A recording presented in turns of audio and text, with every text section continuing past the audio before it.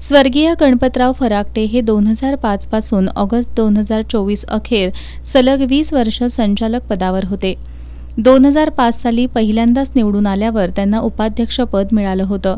त्यानंतर डिसेंबर 2023 साली झालेल्या निवडणुकीनंतर जानेवारी महिन्यात त्यांना दुसऱ्यांदा उपाध्यक्षपदी संधी मिळाली.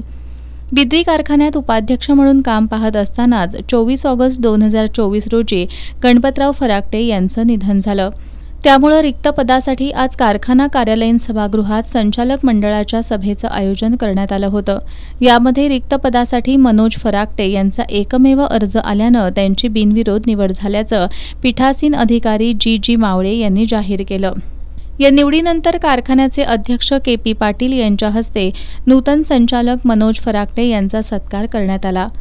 यावेळी बोलताना मनोज फराकटे यांनी वडील कैलासवासी गणपतराव फराकटे यांची काम करण्याची सचोटी आणि संस्था सक्षम करण्याचा त्यांचा सहकारातील प्रदीर्घ अनुभव याचा विचार करत कारखान्याची प्रगती आणि ऊस उत्पादक सभासदांना सर्वाधिक दर मिळावा यासाठी प्रयत्नशील राहीन अशी ग्वाही दिली.